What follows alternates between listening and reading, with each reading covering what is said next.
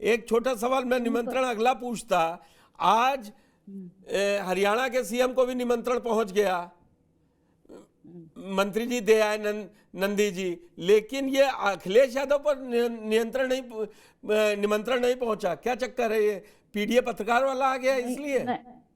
पहले पहले पहले बाहर के निमंत्रण दिए जाते हैं, उसके बाद घर के निमंत्रण दिए जाते हैं। जरूर पहुंचेगा उन तक, मैं आपको विश्वास दिलाती हूँ।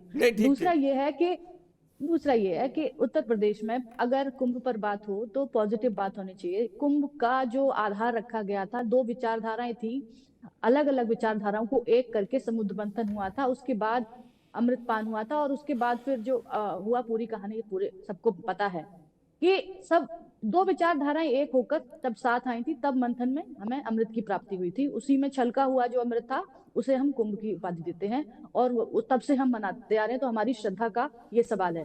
क्यों अब अखिलेश यादव, माननीय अखिलेश यादव जी को यह समझना होगा कि आपकी विचारधारा भले ही कितनी भी अलग हो, आप विपक्षी नेता होने के नाते आप सवाल उठाइए, लेकिन इस पर निगेटिव राजनीति नहीं होनी चाहिए। गलत तरीके से जो राजनीति हो रही है, बस प्रश्न चिन्ह वहां उठते हैं, उसके बाद फिर आके इस पर सियासत शुरू हो गई। क्या आपके मुद्दे खत्म हो गए हैं? माननीय, जो आपने कुंभ को लेकर ले लिया, क्या आपको इस बात से चिढ़ मच रही है? मेरे दो तीन सवाल हैं कि आपने कुंभ को सियासत का अड्डा बना दिया। और भी विषय थे, आप उस पर करिए ना। आप पत्रकारों को लगातार, आपको पता है पत्रकारों की स्थिति क्या है? जब भी प्रेस कॉन्फ्रेंस समाजवादी पार्टी के दफ्तर में होती है या माननीय अखिलेश यादव जी करते हैं, तो उस प्रेस कॉन्फ्रेंस में आप पत्रकारों की हिम्मत नहीं होती है कि उनसे सवाल पूछ लें, क्योंकि वो सबसे पहले वो पीडीए का नारा देने लग जाते हैं और ये कहने लग जाते हैं कि आप कौन सी जाति के, आपका नाम क्या है। तो आप प्रश्न ही नहीं पूछते हैं। आपने इस हद तक लाकर खड़ा कर दिया पत्रकारों को घेरे में। इसको आप थोड़ा, अपर्णा जी, दूसरी तरीके से कहिए आप थोड़ा सा इसको, कि पत्रकार नहीं डर रहा है, वो पत्रकारों को सवाल जो पूछ रहे हैं उसकी जाति पूछ के जवाब देना चाहते हैं। आप, शायद मैं आपको सिखा नहीं रहा हूं, लेकिन कहना आप यही चाह रही है, कहना आप यही चाह रही है। और आप पत्रकार बिरादरी कोई नहीं डरता है, नारद जी का समझ चला आ रहा है। सर मैं दो चार पत्रकारों के साथ बैठती हूँ लखनऊ में, कभी डिस्कशन हुआ उनके साथ इस तरीके का, तो हाँ, वो सवाल पूछने से पहले जाति पूछते हैं, उसके बाद आंसर करते हैं। आपने बिल्कुल सही कहा, मैं यही कहना चाह रही थी। अच्छा हुआ आपने इसको ठीक किया, थैंक यू। दूसरा ये है कि अखिलेश यादव जी को ये समझने की जरूरत है कि आपको मुद्दे चूज कौन से करने चाहिए। खैर, मैं उन्हें ज्ञान देने वाली कोई नहीं होती, मैं बहुत छोटी हूँ उनके सामने, बहुत अनुभव है उनका। बस मुझे ये कहना है कि आपने कोविड की बात की महोदय, कोविड में बाकायदा डीएम को पैसा जारी होता था, और अगर इस तरीके की कोई आपके पास रिपोर्ट है तो मुझे दिखा दीजिए। नहीं, वो तो कह रहे हैं पीएम केयर्स फंड को क्यों नहीं ऑडिट करने डाला? पीएम केयर्स फंड को, यही तो अशोक जी आपने सवाल उठाया है ना, पीएम केयर्स फंड की ऑडिट क्यों नहीं होने दी? नहीं, आपने कोविड पर राजनीति करिए, आपका बहुत अच्छा अनुभव रहा होगा, इसलिए आपने करी होगी। मैं बस इतना कहना चाहती हूँ कि कोविड में एक ऐसे समय पर हमारी जो स्थिति हो गई थी कि हर जगह हाहाकार मचा हुआ था, और आपने फंड को लेकर बात की, फिर आपने पीएम केयर फंड को लेकर बात की। अगर आपको इतना है तो आप आईटीआर डाल के आप उसकी वो निकलवा सकते हैं। खैर, दूसरा, कुंभ पर रहते हैं। कुंभ में आप सियासत मत कीजिए, क्योंकि तैयारियां चल रही हैं। आपने गलत वीडियो पोस्ट नहीं करना चाहिए था, आपने गलत तरीके से पीडीए का नारा नहीं उठाना चाहिए था, पीडीए पत्रकारों का नारा नहीं उठाना चाहिए था। जो दो तीन बातें हैं, इसको लेकर ये भ्रामक खबरें जो फैलाई जा रही हैं, वहां पर 25 करोड़ से, आप ही कह रहे थे सर कि 40 से 45 करोड़ लोग आने वाले हैं। कहीं ना कहीं इस तरीके की जब स्थिति होगी, पहले ही इस तरीके की स्थिति उत्पन्न हुई, जिस तरीके से पीलीभीत में 2 एनकाउंटर हुए, उसके बाद फिर जिस तरीके से वीडियो आया पन्नू का, फिर माननीय अमिताभ यश जी को आगे आना पड़ा, डरावना माहौल बनाने की कोशिश जो की जा रही थी उसी से। तो ये इतनी बड़ी जो व्यापक व्यवस्था है सर, उसमें सहयोग ज्यादा मिले तो ज्यादा अच्छा है। माननीय अखिलेश यादव जी को समझने की जरूरत है कि इस पर सियासत न करें। मेरा भी यही अनुरोध है उनसे, आप कीजिए सियासत, आपको हर सवाल का जवाब देना है। बस मेरे 2-3 सवाल ये थे कि आपने जब 2013 में जब आपके यहाँ कुंभ हुआ था, तो आपने जब ये कमान सौंप दी थी माननीय आजम खान जी को, जब वो हमारे देवी देवताओं को गाली देने का काम करते थे, माँ दुर्गा के लिए उन्होंने कितनी अभद्र टिप्पणी की थी, कोई इसे सभी को पता है। आपको उनको नहीं लेना चाहिए था, आप अपने गिरेबान में नहीं झांक सकते सर। अगर आपको लग रहा है कि सनातन को गाली देने वाले को कमान सौंपी थी, तो 10 साल से बाहर है सत्ता से। मैं वही कह रहा हूं कि मौका बीजेपी भी नहीं छोड़ रही है ना। उनको आजम खां की बात उठाने से क्या फायदा था? अगर आप ये सीख दे रही है समाजवादी पार्टी प्रवक्ता को या समाजवादी पार्टी को कि आप सियासत ना कीजिए, तो फिर आपको क्या आजम खान से क्या समस्या है? वो संवैधानिक तरीके से उस समय चुने गए नेता थे और मंत्री थे, तो कमान जिसको, और शहरी विकास मंत्री थे तो उन्हीं के पास आना था। वो चाहते, ये हो सकता है उस समय भी मुझे याद है ढंग से विनय कटियार ने कहा था ये सिर्फ सनातनियों को चिढ़ाने के लिए उनको दिया गया है, और बड़ा विरोध किया था। कम से कम तब केशव मौर्य चुनाव भी लड़ चुके थे, उनकी अगुवाई में इलाहाबाद में कम से कम 5 से 7 दिन विरोध प्रदर्शन हुआ था कि इनको नहीं आना चाहिए। तो वो अब आप जब 13 तक ले जाएंगी तो फिर अशोक यादव बहुत पीछे ले जाएंगे। समस्या यही है।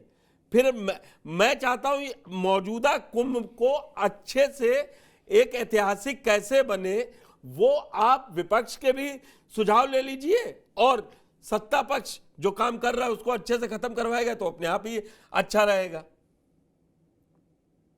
बिल्कुल स्वागत है। मैंने पहले ही बोल दिया कि माननीय अखिलेश यादव जी को अगर सुझाव देने हैं तो दीजिए ना, लेकिन गलत सुझाव मत देना। जैसे आपने गलत वीडियो पोस्ट कर दिया, बस इतना ही अनुरोध है और इतना ही कहना है माननीय अखिलेश यादव जी। गलत वीडियो मत पोस्ट कीजिए, और जरा ये पोस्टर पे बोल दीजिए डरेंगे तो मरेंगे, सनातनी सात्विक है लेकिन कायर नहीं। इन पोस्टर्स पर क्या कहना है? पीडीए पत्रकार को ये पोस्टर नहीं मिले क्योंकि ये सूट करता है। जब लगेगा तब आप सियासत करेंगे इस पे। नहीं, देखिए मैंने यही कहा पुष्कर जी कि कम से कम कोई तो ऐसा जगह छोड़ दे, कोई एक सिंगल जगह छोड़ दे जहां राजनीति न करें लोग। लेकिन राजनीति यहां भी, कुंभ मेले में भी मैंने कहा ना, मां गंगा से शुरू हुई राजनीति और भगवान राम पे आई राजनीति, आज महाकुंभ के अवसर पर यहां भी राजनीति। तो कोई ऐसा ओकेजन सरकार का नहीं होता है, कोई ऐसा धार्मिक या किसी तरह का आयोजन ऐसा नहीं होता पुष्कर जी जहां पे भारतीय जनता पार्टी की सरकार, उसके लोग राजनीति न खोज दें। आप इसमें भी जो पोस्टर वाली बात आपने देखा, ये उसी योगी जी की जो बात है उसी का रायमिक, उनके नारे का रायमिक है एक पार्ट इसका।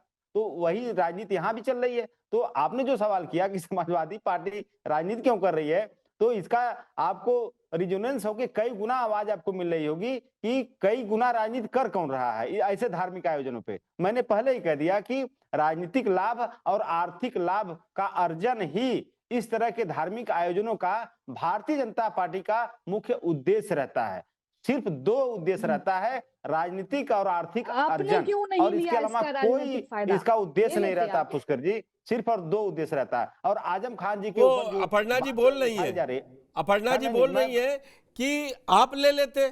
आप ऐसा तो है नहीं कि आप कोई सियासत करने नहीं आए हैं, आप यहाँ पर समाज सेवा में सियासत करने आए हैं। सियासत खूब कर रही है समाजवादी पार्टी, भी खूब कर रही है और भाजपा भी कर रही है। जो रहेगा राजनीति में, सत्ता पक्ष और विपक्ष, उसी से सवाल होते हैं, उसी का काउंटर सवाल होते हैं। भाई वो सही कह रही कि आप भी कर लेते।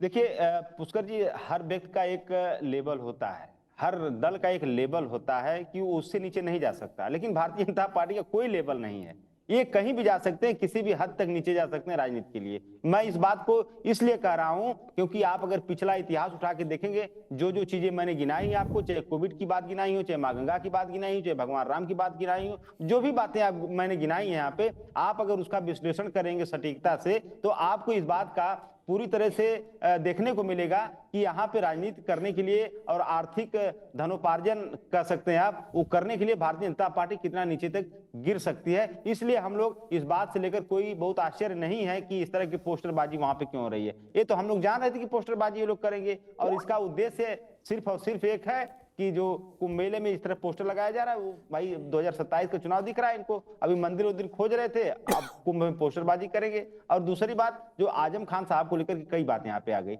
मैं ज्यादा कुछ नहीं कहूंगा, लेकिन इतना जरूर कहूंगा कि अगर इस तरह की बात अगर आ रही है तो मुझे लगता है कि ऐसी बात नहीं आनी चाहिए, क्योंकि इस देश में बहुत सारे ऐसे मुस्लिम हुए हैं जो इस देश के लिए बहुत बड़े बड़े काम किए हैं। तो आप ऐसा ना कहिए कि कोई मुसलमान होके इस तरह धार्मिक आयोजन क्यों करा रहा है, क्यों नहीं करा सकता। आपने कहा ना शहरी विकास मंत्री थे, उनकी जिम्मेदारी थी, तो अगर उनको सिर्फ मुसलमान होने के नाते वो नहीं, ये अशोक जी मैं बोल दे रहा हूँ अपर्णा जी, देवताओं को गाली दे रहे हैं। हाँ, उनकी आपत्ति ये थी कि उसी को मंत्री प्रभारी मंत्री बनाया जो देवी देवताओं पर सवाल उठा रहा था, हिंदू देवी देवताओं पर। एक तो ये भी बड़ा फैशन है ना हिंदुस्तान में, हिंदू धर्म पे कोई भी टिप्पणी कर सकता है, हिंदू भी कर सकता है, और बाहरी करें तो करते ही रहे, उस पर कभी कभी यहां बवाल नहीं मचा है।